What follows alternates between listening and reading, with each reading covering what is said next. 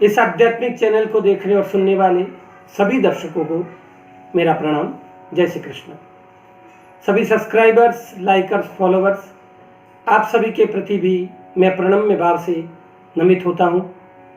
बंधुओं, आपके स्नेह के कारण ही मैं ये आध्यात्मिक जानकारियाँ आप सभी तक पहुँचा पा रहा हूँ। आप इस चैनल को अधिक से अधिक सब्सक्राइब करें, लाइक करें, शेयर करें, ताकि यह जानकारियाँ सभी लोगों को प्राप्त हो सके और आप पुण्य के भागी बन सकें। आप सभी को पुनश्च कोटि कोटि आभार। बंधु, आइए आज हम चर्चा कर रहे हैं श्राद्ध के विषय में। श्राद्ध के विषय में मैं कुछ प्रामाणिक संक्षिप्त जानकारी लेकर आपके मध्य उपस्थित हुआ हूँ। बंधु, आपके कोई भी प्रश्न हो, किसी भी तरीके से आध्यात्मिक कोई भी प्रश्न हो, आप अवश्य कमेंट बॉक्स पर करिए। मैं समय रहते उसका उत्तर अवश्य दूंगा। बंधुओं, देवता सुख प्रदान करते हैं, सुख सुविधाएं देते हैं, किंतु पितृ शांति देते हैं और कलह को मिटाते हैं। पितरों की कृपा से वंश वृद्धि होती है, घर में शांति रहती है, घर में कलह मिट जाती है, घर में किसी की अकाल मृत्यु नहीं होती। सभी प्रकार की दुर्घटनाओं से पितृ रक्षा करते हैं। इसलिए सभी पितृ देवताओं को इस श्राद्ध पक्ष में प्रणाम करते हुए आइए हम श्राद्ध के विषय में कुछ प्रामाणिक जानकारी आप तक पहुंचाते हैं। बिंदु पहला, जिस मनुष्य की मृत्यु हुई है और जब उसका अंतिम संस्कार होता है, उसी दिन उसी तिथि में उसका श्राद्ध किया जाएगा। बिंदु दूसरा, मनुष्य की मृत्यु के उपरांत उसका पहला श्राद्ध तीसरे वर्ष किया जाएगा। अर्थात मृत्यु के बाद 2 श्राद्ध निकल जाने चाहिए। तीसरा श्राद्ध जो होगा वही उस व्यक्ति के लिए पहला श्राद्ध माना जाएगा। बिंदु तीसरा, यदि पुरुष की मृत्यु हुई है तो उसी परिवार में पहले जिस पुरुष की मृत्यु हो चुकी है उसकी तिथि में इस व्यक्ति का पहला श्राद्ध गिना जाएगा। इसी तरह स्त्री की मृत्यु हुई है तो उसी परिवार में पहले जो स्त्री मृत्यु को प्राप्त हुई है उसी की तिथि में इस स्त्री का पहला श्राद्ध होगा। अर्थात पुत्र का पहला श्राद्ध पिता की तिथि में होगा, बाकी अन्य वर्षों में उसकी मूल तिथि में होगा। इसी तरह पुत्र वधू का पहला श्राद्ध सासू जी की तिथि में होगा, फिर आगे से उसकी मूल तिथि में होगा।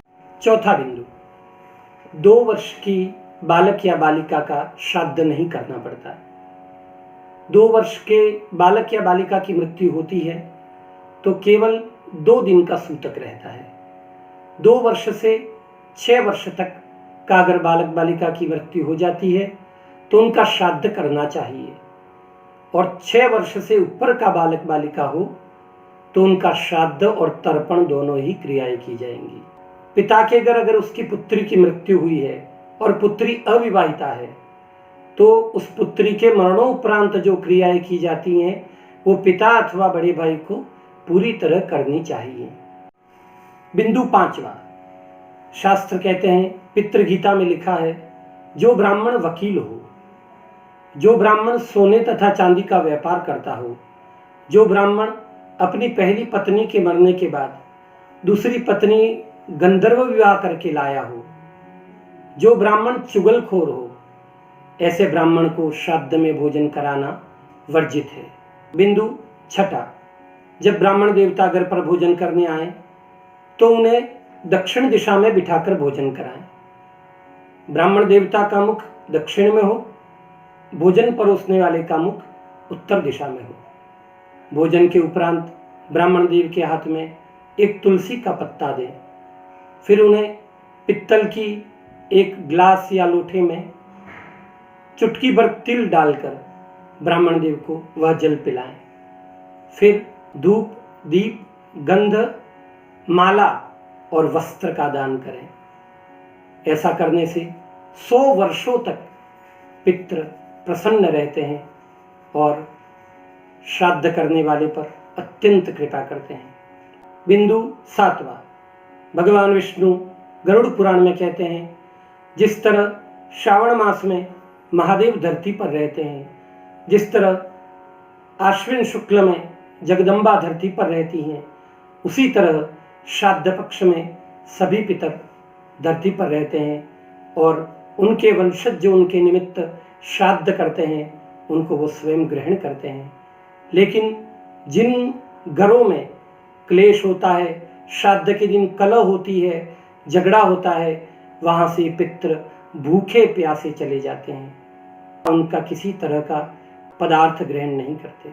बिंदु 8वां, श्राद्ध पर काग बलि, पायस बलि, श्वान बलि एवं गौग्रास पहले ही निकाल देना चाहिए। बिंदु 9वां, पितृ गीता में स्वयं पितृ कहते हैं, मेरे वंशज मेरा श्राद्ध न कर सकें तो सूखा सामान आटा दाल चावल सीधा ब्राह्मण को दे दें। यदि वो भी नहीं कर सकें तो ब्राह्मण के चरण छू लें।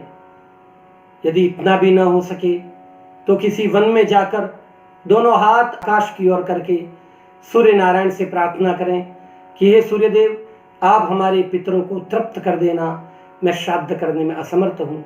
ऐसा करने पर भी सूर्य नारायण हमको तृप्त कर देंगे। बिंदु 10वां, गरुड़ पुराण में भगवान विष्णु कहते हैं, हे गरुड़, जब मनुष्य की मृत्यु होती है तो 13वें दिन से उसकी यात्रा आरंभ हो जाती है और वह प्रतिदिन 171 योजन चलता है।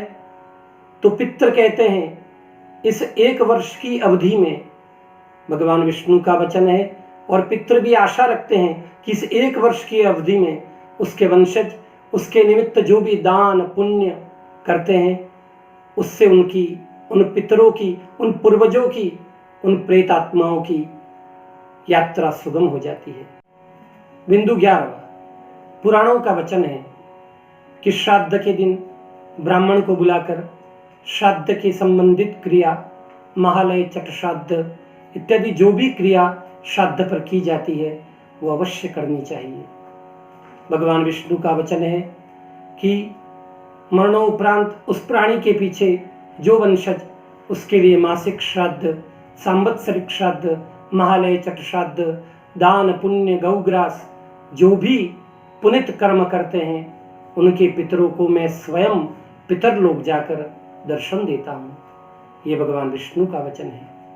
अतः आप सभी अपने पितरों की खूब सेवा करें, उनके निमित्त जो भी आपका सामर्थ्य हो दान करें, पुण्य करें और पुण्य के भागी बने। बंधुओं, आज के लिए इतना ही। आगे मैं फिर किसी नए विषय के साथ आपसे जुड़ूंगा, नया विषय लेकर आपके मध्य उपस्थित होऊंगा। तब तक के लिए जय श्री कृष्ण, राधे राधे। इस वीडियो को लाइक, शेयर और चैनल को सब्सक्राइब जरूर करें। सब्सक्राइब करने के बाद बेल आइकन को दबाना न भूलें, जिससे हमारे आने वाले सभी वीडियो की नोटिफिकेशन सबसे पहले आपके फोन पर आ सके। धन्यवाद।